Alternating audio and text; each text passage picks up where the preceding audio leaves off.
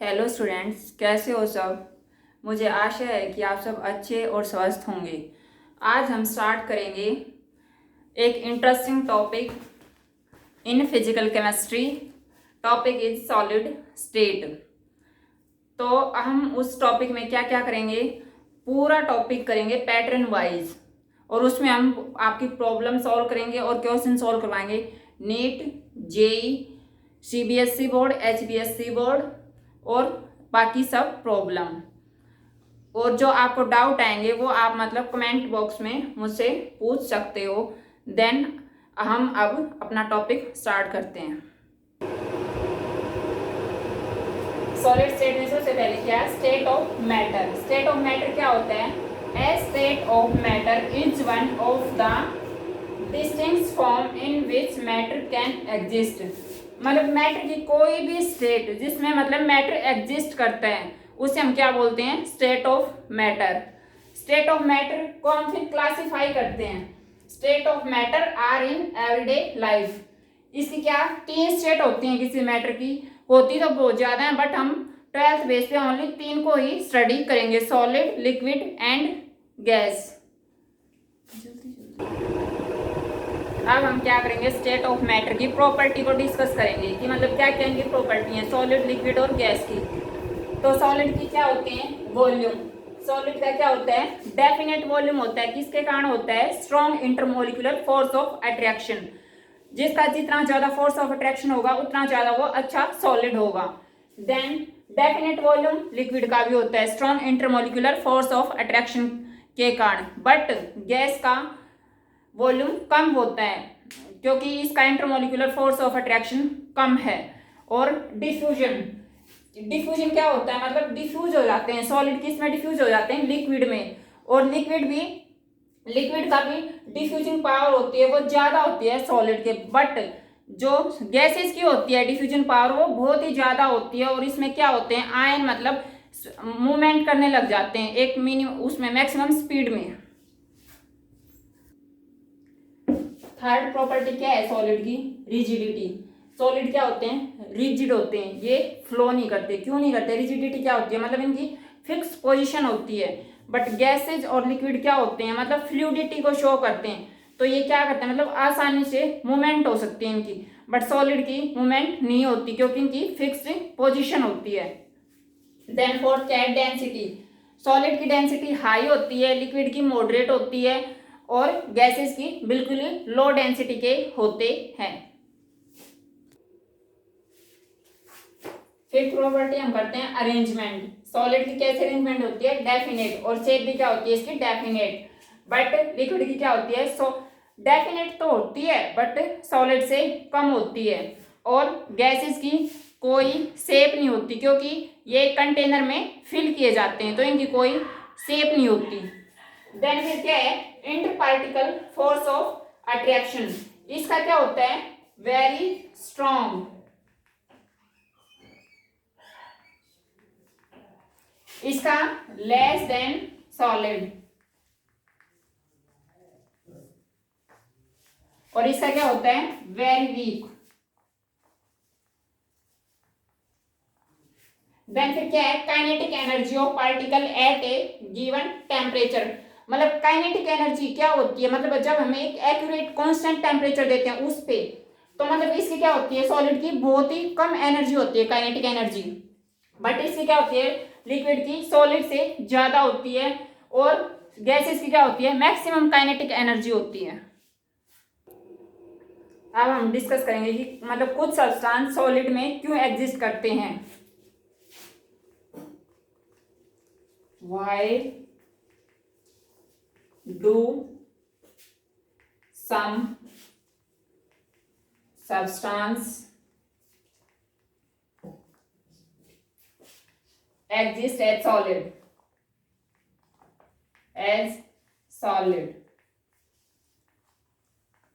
क्यों करते हैं, इसका आंसर कोई देगा?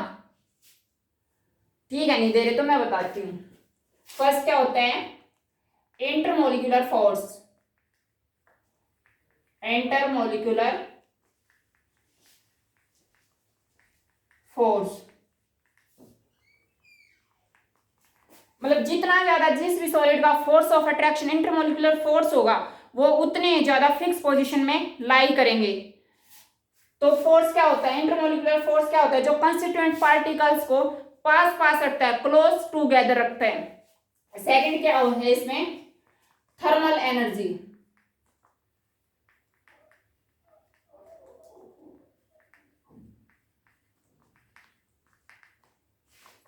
थर्मल एनर्जी क्या होती है, मतलब कोई भी पार्टिकल के द्वारा मतलब जो एनर्जी प्रोजेस की जाती है किसी भी टेम्परेचर पे, मतलब थर्मल एनर्जी क्या करती है, मतलब उनको मूवमेंट देती है पार्टिकल्स को। बट इसमें क्या होता है, सॉलिड में जो इंटरमोलिकुलर फोर्स ऑफ अट्रैक्शन होता है, इंटरमोलिकुलर फोर्स होता है वो ग्रेटर होता है किससे, थर्मल एनर्जी से।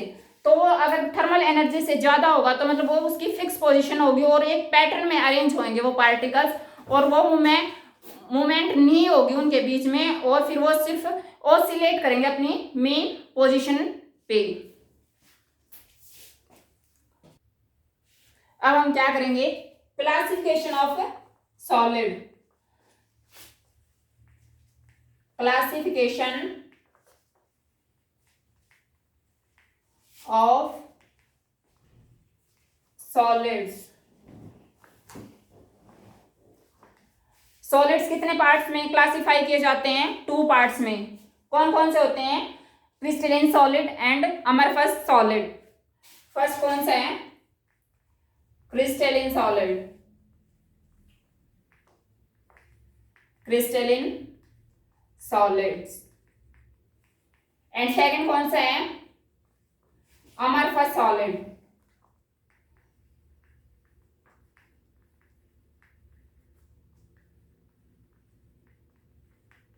अब हम इन दोनों को डिस्कस करेंगे, क्रिस्टलिन सॉलिड क्या होते हैं, अमरफस सॉलिड क्या।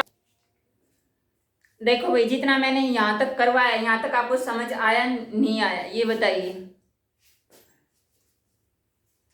समझ आया, ये सिर्फ बेसिक इंट्रोडक्शन था, बाकी ब्रीफ में हम नेक्स्ट क्लास में करेंगे। देन हम स्टार्ट करते हैं differentiation between crystalline solid and amorphous solid. Crystalline solid क्या होते हैं, फर्स्ट जिनका डेफिनेट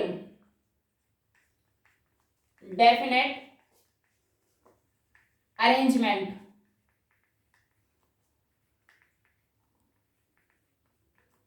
of constituent particles,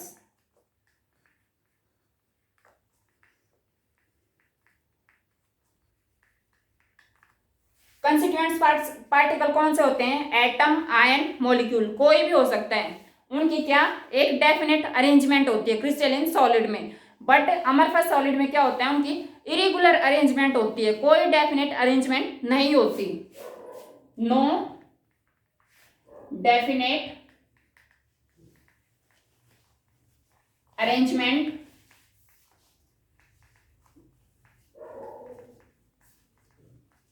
और ज्योमेट्री।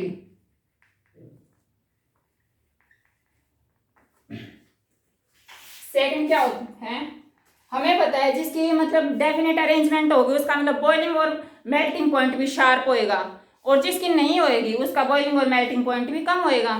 तो इसका क्या होता है, sharp melting point and boiling point, boiling point. इसका क्या होता है, ना तो शार्प मेल्टिंग पॉइंट होता है, no sharp melting point and no sharp boiling point. और थर्ड क्या होता है, with cutting a knife, cutting a knife.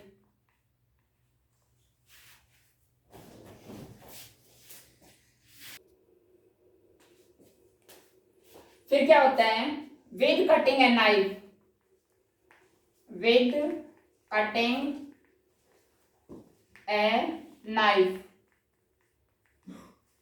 they give a clean cleavage,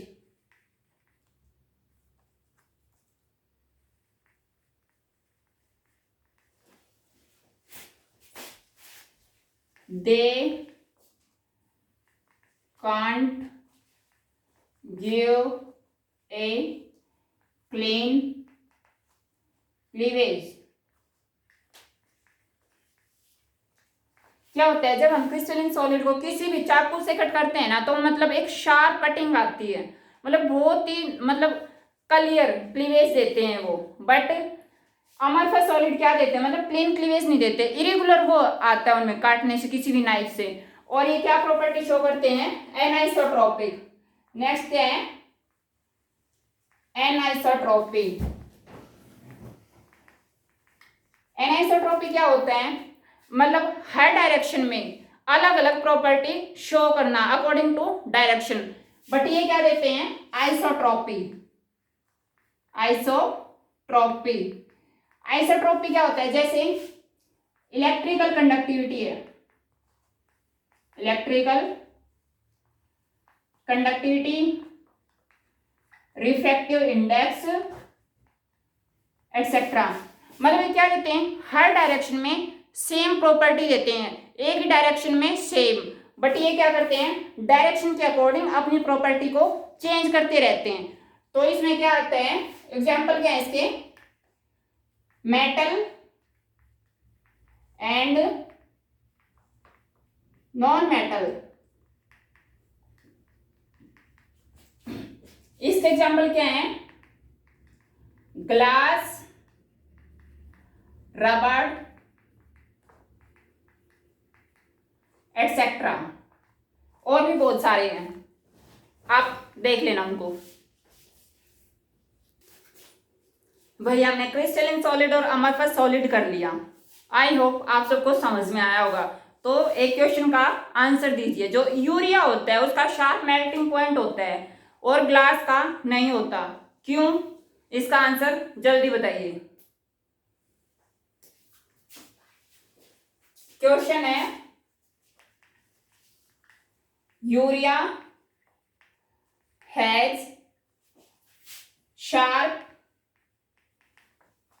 melting point but glass has not। जल्दी answer दीजिए।